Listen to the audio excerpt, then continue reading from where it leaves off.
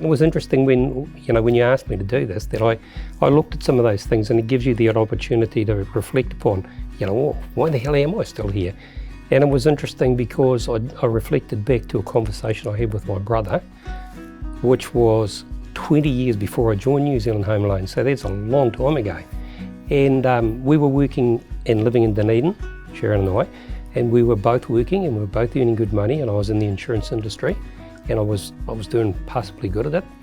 And we got back to a small town where we grew up on the East Coast, and he was working for the local council. So he was driving a grader, and I looked around at the stuff that he'd acquired. He had a wife and 2 children, same as us, and he had his own house, and he had colour TV, and he had a whole bunch of stuff. And it didn't dawn on me until we were driving back to Dunedin that he was probably far better situated with the stuff that he had acquired on an income that was probably a third of what I was earning, and I had a fraction of what he had. And it occurred to me then, it had bugger all to do with the amount of money you made. It had more to do with what you did with the money you made. And that was a real light bulb moment.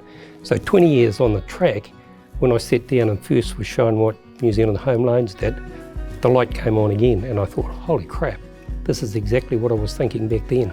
It just took me 20 years to get to it. I think for too long, people have had very little choice about where it is they go for financial advice. And if you sit back and you just think to yourself, how does this sort of go together?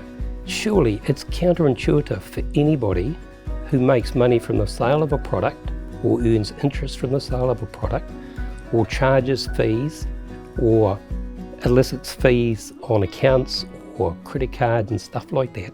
It's counterintuitive for any of those people to tell you how to quit debt. That's what puts money on their bottom line. So it's just not going to happen. So we're probably one of the few financial institutions who actually don't lend money.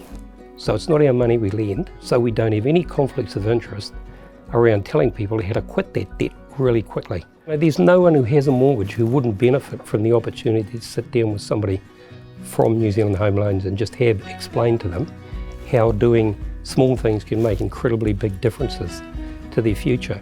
It's really interesting that we can all be going along on our life path doing the things that we like to do, but there will come times where you look at your past behaviour and you call into question what you've done with the money that you've given away, probably trying to impress people who aren't really that important to you, spending money you don't have, buying shit you don't need.